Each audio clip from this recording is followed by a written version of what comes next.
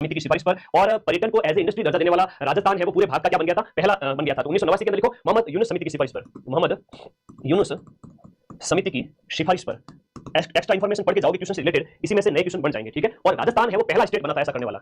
लिख लो इसके साथ साथ राजस्थान फर्स्ट स्टेट बना ये करने वाला। 10 पर्यटन सर्किट भी है राजस्थान के अंदर, वो भी आगे प्रश्न आएगा उसमें बात करूंगा। 10 पर्यटन सर्किट भी है राजस्थान के अंदर। और कई बार पर्यटन का जो लोगो भी आपसे पूछ लिया जाता है, लोगो क्या ध्येय वाक्य है ना, वो जो स्लोगन है ध्येय या जो हम बात करें वो कौन सा है, स्लोगन है। कांग्रेस सरकार जब भी होती है और बीजेपी सरकार जब भी होती है, बार बार चेंजेस आते रहते हैं। हाँ, तो वो जो स्लोगन है पधारो हमारे देश, ठीक है, वो क्या है, पधारो हमारे देश। तो इसको लिख लीजिएगा, स्लोगन है पधारो हमारे देश, पधारो हमारे देश, है ना। इसको थोड़ा सा राजस्थानी भाषा के अंदर लिखते हैं, उस टाइप से लिखते हैं, ठीक है। हाँ जी, राजस्थान पॉलिटी के 2024 के क्वेश्चन पेपर की पीडीएफ आज क्लास ऐप के अंदर टेलीग्राम ग्रुप में दे दूंगा। मैं थोड़ा माफी चाहता हूं उसके लिए, लेकिन वही प्रश्न पढ़ लेना, ठीक है, ओके। तो ये 4 मार्च 1989 की यूनिस समिति। अगला प्रश्न देखिएगा, राजस्थान का निम्नलिखित में से कौन सा लॉ एक्ट का खनन क्षेत्र नहीं है, यहाँ पर ये बता दो। एक बच्चा कह रहा है डर लग रहा है एग्जाम में, क्या करे, तो डर तो उसे लगता है जो लास्ट टाइम में जिसकी तैयारी अच्छी हो उसको भी लगता है, तैयारी अच्छी नहीं हो दोनों को लगता है, तो डर कुछ नहीं है, बस भिड़ जाओ। कौन सा यहाँ पर नहीं है बता दो, यहाँ पर कमेंट कर दो सभी साथी यहाँ पर। हाँ जी, सब है इसमें। हम अगर देखें पूर्व बनेरा की बात कर लेते हैं, पूर्व बनेरा की बात करें तो ये आपका कहां पर है, पूर्व बनेरा की बात करें तो ये जो लॉ एक्ट क्षेत्र जो है आपका, हाँ जी, पूर्व बनेरा वगैरह ये सब भीलवाड़ा में पड़ता है यार, है ना, भीलवाड़ा के अंदर है। निमला क्षेत्र की बात करें तो निमला क्षेत्र आपका दौसा के अंदर हो गया, ये दौसा के अंदर है निमला। और निमला के साथ साथ एक रायसेला, निमला के साथ साथ कौन सा है, निमला एंड रायसेला या रायसेला। प्रश्न एग्जाम से निश्चित रूप से पूछा जाएगा। और डाबला क्षेत्र की बात करें तो डाबला है शिखर के अंदर, डाबला सिंगाना की बात करें तो वो झुंझुनू के अंदर है। डाबला हो गया कहां पर, शिखर के अंदर। और डाबला सिंगाना की बात करें, डाबला लॉ एक्ट जहां से निकाला जाता है राजस्थान के अंदर, तो डाबला सिंगाना की बात करें तो ये झुंझुनू के अंदर है, ठीक है, ये भी याद रखो। थूर हुंडेर की बात करते हैं तो थूर हुंडेर के अंदर लिखेगा थूर हुंडेर और नाथरा की पाल उदयपुर के है, उदयपुर, उदयपुर के अंदर है आपका थूर हुंडेर और नाथरा की पाल, नाथरा की पाल। अब बताओ कौन सा हुआ। देखो जब हम बात करते हैं तो लॉ एक्ट क्षेत्र आते हैं सारे के सारे, हाँ जी, तो सारी लॉ एक्ट क्षेत्र के अंदर है, पता नहीं क्वेश्चन किस हिसाब से था, लेकिन पीटीए में पूछा गया था। पूर्व बनेरा की बात करें तो पूर्व बनेरा हो गया, पादरपाल हो गया, बिगोद हो गया, पादरपाल, पादरपाल हो गया, बिगोद हो गया, पादरपाल, पूर्व बनेरा, बिगोद, इसके साथ साथ एक हो जाता है आपका भीलवाड़ा का डाग क्षेत्र है, डाग, डाबला का बता दिया मैंने, डाबला कहां पर, शिखर के अंदर, उदयपुर का बता दिया, तिरंगा क्षेत्र भी है एक इसके अंदर, ठीक है। एक बनेरा है ना, अब देखो वैसे तो इसका आंसर ए मान सकते हो आप, है ना, ए मान सकते हो कि बनेरा जो क्षेत्र है वो अलग से बताया गया वो भीलवाड़ा के अंदर है, पूर्व बनेरा अलग से नहीं कहेंगे, तो कह सकते हैं बाय चांस माने तो, ठीक है। बाकी ये आप लोगों को इसमें याद रखना है, बनेरा क्षेत्र है वो आपका भीलवाड़ा के अंदर, पूर्व बनेरा भी कहते हैं इसको कई बार, ठीक है, वो भी याद रखो। करौली के अंदर देदरोली वगैरह, जैसे एक बात करें देदरोली, देदरोली कहां पर है, और इसके साथ साथ देदरोली और एक टोडापुरा, लीलोटी, खोरा, खोरा और लीलोटी, ये आपके कहां पर है, करौली के अंदर। तो ये सब लॉ एक्ट क्षेत्र है जो राजस्थान के अंदर जगह जगह पाए जाते हैं, ये आप लोगों को ध्यान रखना है। अब इसमें ऑप्शन ए मान सकते हैं आप, लेकिन सारे आंसर इसमें सही है। आगे बढ़े नेक्स्ट अगले क्वेश्चन में, पीटीआई में इस लेवल के क्वेश्चन पूछे हैं, और पीटीआई जो कि हम बात करें शिक्षक भर्ती के अंदर आता है, हाँ जी। ऐसा लगा है सर बहुत कुछ पढ़ लिया, लेकिन ऐसा लग रहा है कुछ नहीं पढ़ा, बच्चे का कमेंट आ रहा है, अपने आप कुछ भी नहीं पढ़ा है तो भी डरने की बात नहीं है, ये पीवाई देख लो, प्रश्न तो इसी के इर्द गिर्द जाएंगे, क्योंकि पिछले साल भर के अंदर 45 पेपर पूछे गए, 45 पेपर में ये पूछा जा रहा है कि नया क्या आएगा। यहाँ पर सही उत्तर का आपको चयन करना है दिए गए में से। काला भूरा डूंगर जो कि पाली में स्थित है, लूनी बेसिन की पश्चिमी सीमा बनाता है, सालिसर और जसूसर और मंदसौर शेखावटी प्रदेश के अंदर स्थित है। बड़े प्यारे प्यारे प्रश्न है, सीधे सीधे प्रश्न अब नहीं आते, वो जमाना नहीं रहा कि सीधे सीधे प्रश्न आ जाए। यहाँ पर बात करें, हाँ जी, हनुमानगढ़ के निकट है वो गगन नदी का तल है वो आपका क्या कहलाता है, नाली कहलाता है, ये बताओ इसके अंतर्गत नाली कहलाता है। दिए गए में से आपका जो है सही कौन सा है। सबसे पहले इसकी बात करें, काला भूरा डूंगर की बात करें तो काला भूरा डूंगर है वो आपका लूनी बेसिन की जो है पश्चिमी सीमा बनाता है, ये वाला कथन बिल्कुल सही हो जाता है, और ये पाली के अंदर स्थित है। लूनी बेसिन गोडवाड़ बेसिन जिसे कहते हैं, अर्धशुष्क जो क्षेत्र है राजस्थान का, आगे बात करेंगे, उसका चौथा भाग है, 4 भाग है उत्तर से दक्षिण की ओर, उसका चौथा भाग है लूनी बेसिन, उसकी वेस्टर्न जो सीमा है वो आपका ये काला भूरा डूंगर हो जाता है। तो ये दिए गए ऑप्शन के अनुसार यहाँ पर ये कथन है वो गलत हो जाता है ना, ये पश्चिमी नहीं, ये गलत है ऑप्शन। ऑप्शन नंबर बी, सालिसर और जसूसर मंदसौर ये सब शेखावटी में स्थित है, ये भी बिल्कुल सही है। हनुमानगढ़ के निकट गगन का तल है वो आपका नाली कहलाता है, ये कथन सही है। तो इस प्रकार से ऑप्शन ए इसके अंदर राइट है। और अभी एक पेपर हुआ था उसमें प्रश्न पूछा गया था हनुमानगढ़ का, वो अभी आगे गगन नदी आएगी उसमें बात करेंगे। गगन नदी का जो तल है वो नाली कहलाता है, गगन नदी है वो आपके कहां पर जाकर के लुप्त हो जाती है, ये अभी प्रश्न पूछा गया था। बताओ कमेंट बॉक्स में कि गगन नदी कहां जाकर के लुप्त हो जाती है, फटाफट कमेंट बॉक्स में। तो ये पश्चिमी सीमा नहीं हो गया, ये क्या हो गया यहाँ पर, ये पूर्वी सीमा हो गया, इसका राइट आंसर पूर्वी सीमा है ना। और ये आपकी हम बात करें काला लूनी बेसिन की बात करें तो ये इस प्रकार से जो है ना 4 बेसिन की हम बात करते हैं, तो आपका इधर शेखावटी वाला हो गया, सबसे पहले गगन हो गया, और शुष्क जो राजस्थान प्रदेश है वो सबसे पहला है वो आपका गगन प्रदेश हो गया, फिर आपका शेखावटी वाला हो गया, और उसके बाद में आपका नागौरी उच्च भूमि है, उसके बाद में आपका लूनी बेसिन या गोडवाड़ बेसिन जिसे कहते हैं, लूनी या गोडवाड़।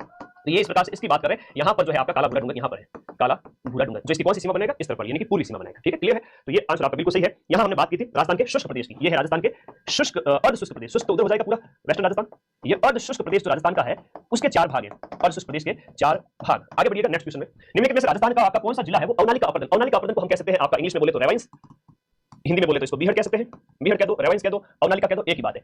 जब नदी चलती है राजस्थान की वो नदी जो कोटा पास पाकिस्तान नहीं है, बटनेर का मैदान है जहां पर लूनी नदी नुक्त हो जाती है, तो लिखवा देता हूं बटनेर के मैदान में। ये अभी पूछा गया था फर्स्ट ग्रेड के अंदर, बटनेर के मैदान में लूनी नदी लुप्त हो जाती है, लूनी नदी लुप्त हो जाती है, ठीक है।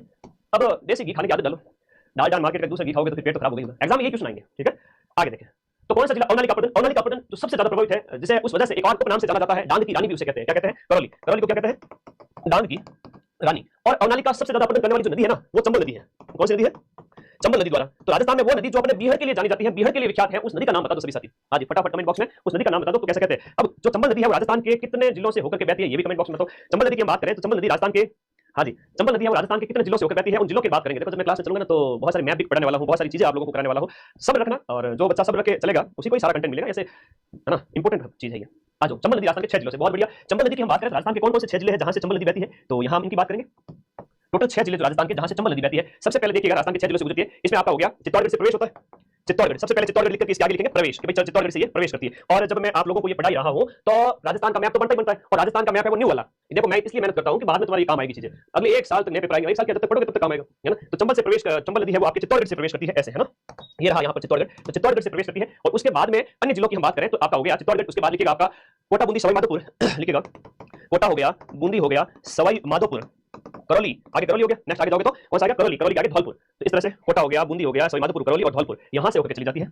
करौली में चूंकि ये जमीन को ज्यादा काटती है तो डांग की रानी हो गई है, ठीक है, करौली। और इसके बाद लास्ट में सबसे पूर्वी जिला राजस्थान का वो है आपका धौलपुर। इस प्रकार से बीहड़ बनाने के लिए जो सबसे ज्यादा विख्यात है, जो सबसे ज्यादा कुख्यात है, चंबल के डाकू मारे थे, और चंबल के डाकुओं में से पान सिंह तोमर को पूछा गया कि बताओ डाकू कहाँ रहते थे। डाकू तो संसद में रहते, हम तो डाकू थोड़ी हैं। तो वो थोड़ा आप लोगों को याद है, आजादी से पहले डाकू का घर हुआ करता था, अब तो नहीं है, ठीक है, ये भी याद रखो। तो नालीनुमा कटाव किया जाता है इसके अंदर, सर्वाधिक अपहरण है इससे, कोटा संभाग के अंदर होता है, लिखिए कोटा संभाग करके लिखना। कोटा संभाग में सर्वाधिक जो है अवनाली का अपहरण होता है, इसमें सर्वाधिक अवनाली का अपहरण, सबसे ज्यादा अवनाली का अपहरण आपसे कोई जिला पूछे तो करोगे करौली। पीवाईक्यू का कितना चांस होता है रिपीट होने का, मनोज पूछ रहा है, 80% से ज्यादा, ठीक है। और व्याख्या पूरी पढ़ ली ना तो 80 से 90%, और सिर्फ आंसर टिक के करके चले गए तो भी सीधा राइट टाइप हो जाएगा आपके। क्या करें, खेल समझ में आ गया तो सिलेक्शन है, वरना 5 साल किया 7 साल किया कितनी तैयारी करते हो, वरना 1 साल के अंदर सीधी नौकरी लगेगी। कोटा संभाग है जहां पर सबसे ज्यादा अवनाली का अपहरण होता है, जिला कौन सा है, करौली, जहां सबसे ज्यादा अवनाली का अपहरण, अवनाली का अपहरण करने के लिए कौन सी नदी विख्यात है, कुख्यात है, तो चंबल नदी है, और इसको रेवांस भी बोलते हैं। अब सब चीजें मैंने बता दी, ठीक है। अब आगे आ जाओ नेक्स्ट, मजा तो खूब आएगा जब डिटेल व्याख्या के साथ में पढ़ूंगा ना तब, क्योंकि 12 घंटे में बोर्ड पे सारी चीजें लिखने में, वो देखिए हिस्ट्री का पीडीएफ मजा आया ना, वैसा का वैसा पूरा डिटेल लिखूंगा। मेरे सभी भाई बहनों, आप चैनल को सब्सक्राइब करके रखते हो, 1 साल में 6 लाख बच्चे और 1 मिलियन होने जा रहे हैं, कांग्रेचुलेशन। इतना प्यार दोगे तो मैं तो भाई दिन रात देखूंगा तुम्हारे लिए। हाँ, वर्तमान डाकू नहीं, आगे देखें। माउंट आबू की बात करें तो यहाँ पर पर्वतीय क्षेत्र है, एक तरफ पर्वतीय क्षेत्र है और एक तरफ इनके शिखर है। हाँ, पर्वतीय क्षेत्र की पहाड़ियां दी गई है, शिखर दिए गए हैं, जैसे माउंट आबू की कौन सी है, और इसके साथ साथ आपका जो है जसवंतपुरा है उसकी कौन सी हो जाती है, डोरा पर्वत कहां पर है, सिवाना में कौन सा है, जालोर का कौन सा है, इसका यहाँ पर बताया। जैसे माउंट आबू जो दिए गए पर्वत, इसके अंदर हम बात करें कौन सा सही सुमिलित है दिए गए ऑप्शन के अनुसार, राइट आंसर कौन सा है, जालोर में झरोला है, सिवाना में नाकोड़ा है, जसवंतपुरा में डोरा पर्वत है, तो दिए गए ऑप्शन 1 2 3 4 है, ए इज द राइट आंसर। देखो माउंट आबू, ऋषिकेश, जसवंतपुरा, डोरा पर्वत कई बार पूछा जाता है कि डोरा पर्वत कहां है, ये सीधा सा प्रश्न एग्जाम में आ जाता है, डोरा पर्वत है आपके जालोर के अंदर। तो मैं आपको वो प्रश्न बता रहा हूं जो सीधे सीधे पेपर में छपते हैं, इसके अलावा कुछ पढ़ने की जरूरत नहीं, भाई पढ़ना तो पूरे साल है लेकिन फिर भी मजा आ जाए। शिवाना है वो आपके बालोतरा जिले के अंदर है, वर्तमान में आप याद करोगे साथियों, ये बालोतरा जिले में है ना, बालोतरा जिले के अंदर। फिर जालोर के अंदर झारोला पर्वत शिखर है, ठीक है। तो इस प्रकार से ए ऑप्शन इसके अंदर राइट है। और अरावली की चोटियों के संबंध में कोई बच्चा अगर कंफ्यूज हो रहा है तो इस क्लास के अंदर सारी चोटियां मैं आप लोगों को करवा दूंगा। 2011 की जनगणना के अनुसार निम्न में से कौन से जिला समूह के अंदर जो आपकी विमेन जो आपकी लिटरेसी रेट है वो आपकी 40% से कम है, 40। अच्छा, पूरी लाइब्रेरी, हरीश कह रहा है, हरीश वैष्णव, पूरी लाइब्रेरी में 100 बच्चे हैं, सब आपकी क्लास लेके बैठे हैं भाई, इतना प्यार, इतनी खुशी, हार्ट अटैक आ जाएगा मेरे को। Thank you all of you, love you all of you, आप बहुत प्यारे हैं जो इस क्लास की इंपोर्टेंस समझते हैं, और बहुत अच्छा लगता है कि मेरा वीडियो बना के भेजते हो लाइब्रेरी में, बच्चे ऐसे पढ़ते हैं। महिला साक्षरता 40% है। यहाँ पर अगर हम दिए गए ऑप्शन के अनुसार सही अगर बात करें तो जैसलमेर, जालोर और सिरोही, जैसलमेर, जालोर और सिरोही जनसंख्या का एक प्रश्न फिक्स है, 10 प्रश्न अगर आपके आएंगे तो 10 प्रश्न में से 1 से 2 जनसंख्या के, 1 से 2 भौतिक प्रदेश के, 1 नदी का, उद्योग धंधों का, खनिज का, सीधे सीधे प्रश्न है, और वो है जो पीवाईक्यू है उसमें से। अब यहाँ पर हम बात करें सर्वाधिक महिला साक्षरता, न्यूनतम महिला साक्षरता, दो बात क्लियर करेंगे, ऐसे आगे नहीं बढ़ेंगे। एक करना होता तो ये प्रश्न में 1 घंटे में करा दूं सारे। सर्वाधिक और न्यूनतम किसकी बात कर रहा हूं, महिला साक्षरता की बात कर रहा हूं, रख लेना, आगामी सब इंस्पेक्टर तक में पूछे जाएंगे, ध्यान रख लेना। सर्वाधिक महिला साक्षरता की बात करें, कोटा, जयपुर, झुंझुनू है, कोटा है, फिर उसके बाद में आपका जयपुर है, उसके बाद में आपका झुंझुनू है, कोटा, जयपुर, झुंझुनू, उसके बाद गंगानगर और सीकर है। अब इनकी साक्षरता रेट भी लिखूंगा, गंगानगर है, और उसके बाद में आपका कौन सा हो गया, सीकर है, तो ये ध्यान रखना। और न्यूनतम के अंदर पहले इनका लिटरेसी रेट लिख देते हैं, महिलाएं सबसे ज्यादा पढ़ी लिखी कहां है, कोटा के अंदर। चलो इनको देख लेते हैं एक बार, हाँ पीडीएफ में आएगा बिल्कुल है ना, पढ़ लो थोड़ा, क्या पता क्लास लाइव रहने, थोड़ा सा लाइव अटेंड करना साथ। कोटा के अंदर 65.9%, बार-बार प्रतिशत नहीं लिखूंगा मैं, ठीक है। 64 है, 61 है, चलो पॉइंट में लिख देते हैं। उसके बाद गंगानगर की अगर बात करें तो ये 62 है, गंगानगर के अंदर आपके 62.7% है, और उसके बाद सीकर की बात करें तो 58.2% है, कितनी है, 58.2% है। अब आ जाते हैं न्यूनतम की ओर। न्यूनतम जो लिटरेसी रेट है राजस्थान के अंदर कौन से जिले में महिलाओं की साक्षरता, वो है आपकी जालोर के अंदर। बहुत प्यारा क्वेश्चन है, पहला याद करिएगा, और ये है आपकी जालोर के अंदर। जालोर के अंदर न्यूनतम महिला साक्षरता 38%, केवल 38% महिलाएं पढ़ी हुई है, ठीक है। 38.5 से कहेंगे आप, 38.5%। पहले जिलों का क्रम लिख देता हूं, जालोर के बाद में सिरोही, जैसलमेर, बाड़मेर, प्रतापगढ़, सिरोही, जैसलमेर, बाड़मेर, प्रतापगढ़। अब सबकी लिटरेसी रेट लिख देते आगे कि भाई यहाँ पर जालोर की लिटरेसी रेट आपसे सीधा प्रश्न एग्जाम आएगा। तुम्हारा सिलेक्शन क्यों हुआ एग्जाम के अंदर, तुम्हारी सिलेक्शन क्यों हो, दूसरे का नहीं हो, तुम्हारा होगा, मेरा सिलेक्शन करा दो, तुम्हें ये चीज भी आनी चाहिए साथ में। अगर ये आ रही है तो तुम्हारा सिलेक्शन है, वरना तो 99.99% बच्चे सीधे पढ़ते हैं। तुम दूसरों से अलग क्या पढ़े, दूसरों से अलग क्या पढ़े। अब देखो इनकी रेट, हम यहाँ पर बात करें सिरोही के अंदर है वो आपकी 39.7 है, एक लिखिएगा, बहुत बढ़िया। सिरोही की आपकी 39.7%। जैसलमेर की जो लिटरेसी रेट है वो आपकी 39.7। अभी एग्जाम में ऐसे प्रश्न पूछे जाने लगे हैं कि बताओ दो ऐसे न्यूनतम राज्य जहां पर दोनों की महिलाओं की साक्षरता रेट एक ही है, बताओ कौन से, तो आपका जैसलमेर और सिरोही हो गया। 46 है बाड़मेर के अंदर, 46% बाड़मेर के अंदर, और प्रतापगढ़ के अंदर 42.4%। 200 से ज्यादा पेज कॉपी का रजिस्टर होता है, उसको लिखने में टाइम लगा, 1 महीना पूरा लगा। टीम ने बहुत सहयोग किया, मैं नाम लेना चाहूंगा मेरे स्टूडेंट्स, प्राची, महिपाल, इन बच्चों ने बहुत मेहनत की और नौकरी लगे, वैसे तो सिलेक्ट साथ साथ पढ़ते पढ़ते वो लोग, और बहुत ब्रिलियंट है, टैलेंटेड है, और मेरे साथ कंधे से कंधा मिला के मेरी हेल्प कर रहे हैं मेरे बच्चे, मेरे छोटे भाई बहन। तो बहुत अच्छा लगता है, ऐसे टीम जुड़ी मेरे साथ दिन रात एक करके काम करते हैं, ये उन्होंने बड़ी मेहनत की मेरे साथ। तो उस वजह से ये क्लासेज आपकी देखो, मैं इतना टाइम दे नहीं पाता, मैं जैसा इनपुट कहता हूँ मुझे पूरा चाहिए, एक एक चीज को गाइड करता रहता हूँ, एक एक चीज की खबर लेता हूँ, तब जाके ये कंटेंट बनता है। तो सर्वाधिक जो महिला साक्षरता है वो आपका कोटा के अंदर है, और न्यूनतम महिला साक्षरता है वो आपकी जालोर के अंदर है। टॉप 5 स्टेट जिले बता दिए, जैसलमेर, जालोर और सिरोही, ये ऑप्शन के अंदर दिए हुए थे, और बाड़मेर और प्रतापगढ़ था नहीं, बाड़मेर प्रतापगढ़ सिरोही, बाड़मेर प्रतापगढ़ तो बाद में है, जब सबसे कम पूछा गया था तो जैसलमेर जालोर सिरोही होगा, जैसलमेर होगा जालोर होगा सिरोही होगा, सबसे कम पूछा गया था प्रश्न, इस तरह से सॉल्व करना। आगे आ जाओ। निम्नलिखित उद्योगों और उनकी अवस्थिति में कौन सा एक सुमेलित नहीं है? उद्योगों और उनकी अवस्थिति में राजस्थान की महिलाओं के बारे में साक्षरता बताऊं? चलो ठीक है, मैं राजस्थान की साक्षरता भी बताता हूं, लिख लो एक बार। राजस्थान की लिटरेसी रेट कितनी है बताओ, प्रश्न आता है एग्जाम के अंदर, और इसमें भी महिलाओं की साक्षरता रेट कितनी है और बाकी लोगों की यानी कि पुरुषों की साक्षरता कितनी है वो भी बता देते हैं। राजस्थान की जो लिटरेसी रेट 2011 की जनगणना के अनुसार राजस्थान की साक्षरता वो 66.11 है। कितनी है? 66.11% है। और इसमें महिलाओं की साक्षरता है वो आपकी कितनी है? 52-12 है ना, 52-12 और 19-20, 52-12 और 19.20%। तो बाकी लोगों की और महिलाओं की जो साक्षरता तुम्हें पता होनी चाहिए। इससे बाद साक्षरता में क्या प्रश्न आएगा, फालतू में माथा फोड़ी करो किताब के अंदर, ये पढ़ लो, आगे बढ़ो। हाँ जी, नेक्स्ट अगले प्रश्न की ओर चलते हैं। हाँ जी, बहुत बढ़िया। अगला प्रश्न, इसका आंसर बताओ। प्रश्न कह रहा है कि किताबें छोड़ो, किताबों को साइड रखो, 2025 का लेटेस्ट ट्रेंड, ऐसा नहीं कि पिछले 10 साल के पेपर देख लेना, ना जी ना, लेटेस्ट ट्रेंड देख लो, तुम टॉपर हो। उद्योग, हाँ, 4th ग्रेड के लिए एनफ है, 4th ग्रेड में इस क्लास से ज्योग्राफी के 10 में से 9 क्वेश्चन इसमें से आ जाएंगे, ठीक है। अच्छा, शॉर्ट्स को कॉपी कर रहे लोग, देखो बेटा अच्छी बात है ना, मैं ऐसा कर रहा हूं, कोई मेरे कॉपी करा इसका मतलब आगे बैठो, मुझे अच्छा लगता है, सभी तरह से करे, और अपने शॉर्ट्स कर जाते हैं 3 से 4 लाख हर एक शॉर्ट है ना, मजा आता है, तुम देखो करो, देखते नहीं देखो, ठीक है। निम्नलिखित उद्योग और उनकी अवस्थिति में कौन सा यहाँ पर सुमेलित नहीं है? दिमाग को ठंडा रखना, दिमाग में ठंडक, जुबान पे शक्कर, ये है मारवाड़ियों का दिमाग। हाँ जी, वॉइस प्रॉब्लम आ रही है क्या? सभी बच्चे कमेंट करते हैं, बच्चे कमेंट आ रहा है, वॉइस प्रॉब्लम है क्या? एक बार कमेंट करो कि वॉइस ठीक है या कैसे है। यहाँ अगर हम सुमेलित करें पूर्व में, राजस्थान एक्सप्लोजिव एंड केमिकल, जो एक्सप्लोजिव और केमिकल है वो धौलपुर के अंदर है। एक्सप्लोजिव मतलब धमाकेदार, जैसे मतलब धमाके होता है वो वाली वो चीज है। स्टेट केमिकल वर्क्स, बहुत प्यारा क्वेश्चन, बार बार आता है, डीडवाना कुचा मंजिला। ये नया ज्योग्राफी है 41 जिलों के अनुसार, और ये मेरी पहली क्लास है जो 2025 के पेपर्स जिसमें नई ज्योग्राफी करवा रहा हूँ, और मेरी लाइफ की 15+ क्लास हो चुकी है, तो 12 घंटे लगातार मैं पिछले 3 साल से ले रहा हूँ, ठीक है। एक सेकंड, तो चलो ये सही हो गया, आगे बढ़े अगले प्रश्न की ओर। इसका आंसर बताओ, आंसर करो फटाफट। पेपर नई ज्योग्राफी करवा रहा हूँ, चंचल की थोड़ी सी आवाज है, 15+ क्लास, चलो।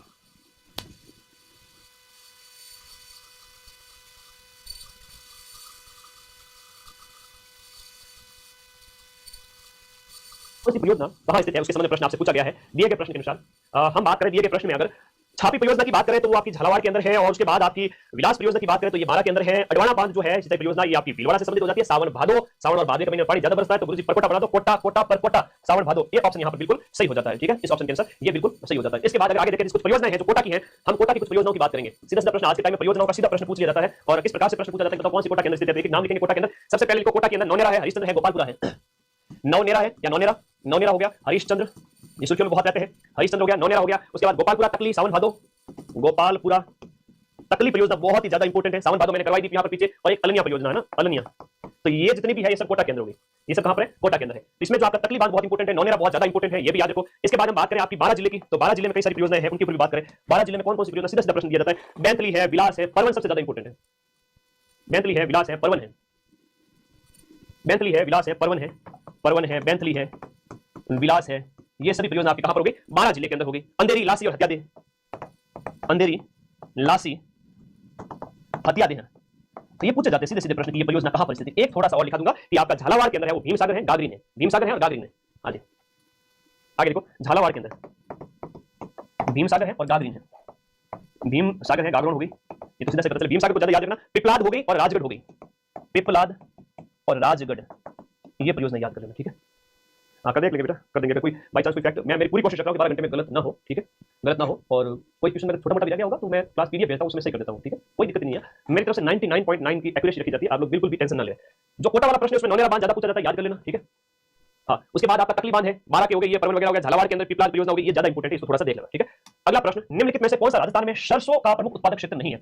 अब सरसों अनुसंधान केंद्र की अगर हम बात करें तो सरसों अनुसंधान केंद्र की अगर बात करें, सरसों अनुसंधान केंद्र वगैरह राजस्थान में कहां पर है? भरतपुर के अंदर, सेवर भरतपुर के, तो वो थोड़ा सा यहाँ पर आप लोग ध्यान रखते हो। तो सरसों उत्पादन केंद्र जो है वो आपका कौन सा क्षेत्र होता है? उत्तरी पूर्वी क्षेत्र है। कौन सा क्षेत्र नहीं है ये पूछ रहा है, तो दक्षिणी क्षेत्र है वो आपका, यहाँ पर इस ऑप्शन के अंदर दक्षिणी क्षेत्र नहीं है, बाकी ये सारे के सारे पूर्वी है, उत्तरी पूर्वी है, उत्तरी क्षेत्र है। अलवर, गंगानगर, भरतपुर, इसके अंदर आते हैं आपके अलवर, भरतपुर, ये तो विशेष है। और उत्तरी क्षेत्र के अंदर आपका जो गंगानगर क्षेत्र है, वहां गंगानगर क्षेत्र के अंदर भी आपके सरसों का ज्यादा उत्पादन होता है। सरसों की हम बात करें तो केंद्रीय सरसों अनुसंधान केंद्र जो है वो सेवर भरतपुर में, बताओ कौन से, कमेंट बॉक्स में बता दो, कमेंट बॉक्स में बता दो कि सरसों अनुसंधान केंद्र है वो कब स्थापित होता है। बहुत प्यारा क्वेश्चन है, अनुसंधान केंद्र के अंदर सीधा सीधा क्वेश्चन आता है, ठीक है। हाँ जी, यहाँ हम बात करें तो सरसों अनुसंधान केंद्र की बात करें तो वो सेवर भरतपुर के अंदर है, सेवर भरतपुर के अंदर आपका सरसों अनुसंधान केंद्र, सरसों केंद्रीय सरसों अनुसंधान केंद्र, केंद्रीय सरसों अनुसंधान केंद्र है वो आपका सरसों अनुसंधान केंद्र का सेवर हो गया। अब कई बार परीक्षा में इसकी किस में पूछ ली जाती है बताओ? 1993 में, बहुत बढ़िया शाबाश, 1993 में, 1993 के अंदर इस संस्थान की स्थापना सेवर में की गई थी। बिल्कुल राहुल, लक्ष्मण, रिया, सबका आंसर बिल्कुल सही है। सरसों की कुछ किस्में हैं जो एग्जाम में पूछी जाती है। हाँ, आगे देखो। हाँ जी, सरसों की प्रमुख किस्में एग्जाम में पूछी जाती है, ध्यान देना। सरसों की किस्में याद रखना। और ये वरदान है, वकड़ा है, दुर्गामणि है। वरदान है, वकड़ा है, दुर्गामणि है। अब एग्जाम में सीधा प्रश्न आ गया किसकी किस्में। अब एक प्रश्न और पूछा जाता है कि पीली क्रांति का संबंध किससे है। पीली क्रांति मतलब तेल वाली क्रांति। तेल का कलर कैसा होता है, तो पीला कलर होता है। तो सरसों से संबंधित है आपकी पीली क्रांति। किसमें वरदान और दुर्गामणि और वकड़ा हो गई। अनुसंधान केंद्र बता दिया, दक्षिण में नहीं होता, उत्तर राजस्थान के अंदर होता है। और इसको आप ऐसे देखोगे तो राजस्थान का ये वाला जो क्षेत्र है, ये वाला हो गया, ये वाला हो गया, यहाँ पर आपकी सरसों ज्यादा होती है। मोरेन है, इराव है और चाप है। ये किसकी सहायक नदियां है। लाइब्रेरियन के पेपर में, अभी पीटीए के पेपर में पूछा गया था, याद कर लेना। हाँ जी, बहुत ये प्रश्न अच्छा है कि आपकी मोरेन, इराव, ये जो नदियां है, इराव वगैरह, चाप वगैरह, किसकी सहायक नदियां है, बता दो कमेंट बॉक्स में फटाफट। ये हम बात करें तो माही नदी की सहायक नदियां हैं। इसकी है माई की सहायक। अगर किसी को आंसर देना भी हो, वीडियो को पॉज कर लेना, सोच लेना, फिर वीडियो को स्टार्ट कर लेना। ये मत करना सर हमें आंसर देने का मौका भी दो, ये मत करना, ठीक है। वीडियो को पॉज कर लेना, आगे आ जाओ। नेक्स्ट, माई की सहायक नदियां हो गई, ठीक है, इसकी हम बात करेंगे। हाँ जी, अगले प्रश्न की ओर चलते हैं। माई की सहायक नदियां हैं, तो माई की सहायक नदियां हो गई, तो इनकी हम बात करें। ये आपकी इराव हो गई, जाखम, सोम, अनास, ये भी है इसकी सहायक नदियां। जाखम है, सोम है, अनास है, जाखम है, सोम है, अनास है, ये सभी माई की सहायक नदियां हैं। मोरेन है, इराव है, चाप है, ठीक है, ये सभी इसकी सहायक नदियां हो जाती है। इसके बाद माई की सहायक, बेटा आगे देखिए अगला प्रश्न, इसी के साथ हम बनास की सहायक नदियों की बात करें। ऑप्शन में बनास दी हुई है ना, तो बनास की भी लिख लेते हैं, साथ में दिए गए। यहाँ पे काली सिल है, लिख लो एक चीज। बनास की बात करें, बनास की सहायक नदियों के अंदर एक एक करके लिखो। बनास की सहायक नदियां, सबसे पहले लिखो काली सिंध नहीं है, काली सिल है, काली सिल है। उसके बाद में काली सिल हो गई, डाई हो गई, मानसी हो गई, मैनाल हो गई। मानसी, मैनाल, डाई, ये इसकी सहायक नदियां हैं। और देखो इसके साथ बांडी, आयड़, कोठारी, खारी, बांडी, आयड़, कोठारी, खारी। अब इन्हीं में से सीधा प्रश्न दे दे किसकी सहायक नदियां हो जाती है, तो वो थोड़ा ध्यान रखना। मैनाल भी हो जाती है ना, मैनाल होगी, डाई होगी, सारा लिखवा दिया मैंने, ठीक है। तो माही नदी की अगर हम बात करें तो माही नदी है वो कर्क रेखा को 2 बार काटती है। और ये आपके मेहंद झील, अमरेरू पहाड़ी है ना, मेहंद झील, अमरेरू पहाड़ी मध्य प्रदेश से निकलती है। तो यहां से इसका उद्गम अगर देखें तो माही नदी का जो उद्गम है वो लिख लो। माही नदी का उद्गम मेहंद झील, अमरेरू की पहाड़ी, कहां से निकलती है, मध्य प्रदेश से। एमपी से निकल कर राजस्थान के अंदर बांसवाड़ा में प्रवेश करती है और कर्क रेखा को है वो 2 बार काटती है। ये खांडू गांव बांसवाड़ा से राजस्थान के अंदर प्रवेश हो जाएगा इसका, ठीक है। खांडू गांव बांसवाड़ा से राजस्थान में प्रवेश, खांडू बांसवाड़ा राजस्थान में एंट्री इसकी, ये भी लिख लीजिए आगे। राजस्थान में प्रवेश माही नदी का कर्क रेखा को 2 बार काटती है। ये प्रश्न भी एग्जाम में आता है, कर्क रेखा को 2 बार काटती है। इसका मतलब ऐसा है कि पहले ऐसे प्रवेश करेगी, फिर डूंगरपुर बांसवाड़ा की सीमा बनाते हुए, है ना, बांसवाड़ा डूंगरपुर सीमा भी लिख लो, डूंगरपुर, और इसके साथ साथ आपका जो बांसवाड़ा है, डूंगरपुर बांसवाड़ा की क्या बनाती है, सीमा बनाते हुए आगे अरब सागर की ओर चली जाएगी। ये भी इसके साथ साथ याद रखना। और इसकी सोम और जाखम के साथ नवा टापरा, है ना, आपको वहां त्रिवेणी संगम भी है, बैणेश्वर में इसका संगम भी है। सोम, माही और जाखम तीनों, सोम, माही और जाखम, तो सोम तो इधर से आ गई, जाखम इधर से आ गई प्रतापगढ़ से, तो ये मिलकर के बैणेश्वर में एक संगम बनता है इनका तीनों का, बैणेश्वर संगम बनता है। और इस संगम पर आप सभी को पता है कि आदिवासियों का तीर्थ, जो आदिवासियों का कुंभ मेला लगता है, वो आपका यहाँ पर आयोजित होता है ना। और ये नदियां जो होगी, एक तो आपकी सोम हो गई और दूसरी होगी जाखम। तो सोम और जाखम और ये होगी आपकी माही। तो इनका जो समागम है वो आपके बैणेश्वर डूंगरपुर के अंदर, ठीक है, बैणेश्वर धाम डूंगरपुर, संत माउजी की तपोस्थली और खांडू गांव से राजस्थान में प्रवेश है। बातें तो बहुत है, बतानी पड़ती है, नहीं बताया सीधा आगे बढ़ जाए तो मामला गड़बड़ है। कड़ाना बांध भी इसके ऊपर बना हुआ है और खंभात की खाड़ी में फिर जाकर गिर जाती है, ठीक है। इसी के ऊपर लिखो कड़ाना बांध बना हुआ है, गुजरात में कड़ाना बांध बना हुआ है इसके ऊपर, और ये खंभात की खाड़ी में जाकर गिरती है। खंभात की खाड़ी में जाकर, खंभात की खाड़ी अरब सागर में जाकर के गिरने वाली नदी है। तो ये आपने थोड़ा माई नदी के बारे में सारी इंफॉर्मेशन पढ़ी थी, कहां से प्रवेश है, बनास की सहायक कौन सी है, माई की अन्य सहायक नदियां बता दी। और ये पूरा एक मैप बनाने में टाइम लगता है ना। और एक चीज और बड़ी बात कि इतना करने में टाइम लगता है, और ये सब चीजें आपके सामने है। और ऐसी पीडीएफ जब तुम्हारे पास होगी, तुम्हें और अच्छा लगे, तुम्हें लगे मुझे और भी चीजें लिखनी है, तो तुम इसमें और चीजें ऐड। नेक्स्ट आपका लवणी मिट्टी है, उन किन जिलों में पाई जाती है। वैसे इसकी लवणीयता की अगर हम बात करें, बहुत ज्यादा सिंचाई की वजह से हम बात करें, लवण वाला जो पश्चिमी राजस्थान हो गया, उत्तरी राजस्थान हो गया, वहां पर ये सारी चीजें, ठीक है। हाँ, पिकअप पर आगे प्रश्न आएगा तब वहां पर बताऊंगा। खूब सारे प्रश्न माई के संबंध, इसलिए माई की सारी इंफॉर्मेशन एक जगह नहीं बता सकते, समझा करो। हाँ, खूब सारे प्रश्न आएंगे आगे, फिर टिक करके आगे बढ़ना पड़ेगा। तो कुछ बातें यहाँ बता दी, कुछ आगे बता दूंगा, कार पिकअप को आगे बता दूंगा। लवणीय मिट्टी जहां पर नमकीन है, हाँ जी, लवणीय मिट्टी की हम बात कर रहे हैं। ऑडियो वीडियो सब क्लियर है, कोई दिक्कत हो तो बता देना, आप लोगों को कमेंट में सीधा देख रहा हूं, कोई दिक्कत नहीं ना। यहां हम बात करें लवणीयता की बात करें तो अपने पश्चिमी राजस्थान के अंदर, बी ऑप्शन इसमें बिल्कुल सही है। और लवणीय मिट्टी के कई सारे उपनाम, सारे के सारे इसके क्या हो जाते हैं, उपनाम। अब आपसे एग्जाम पूछे रे मिट्टी कौन सी है, तो रे का मतलब ये आपका ये, हाँ जी, ओके, बहुत बढ़िया, चलो।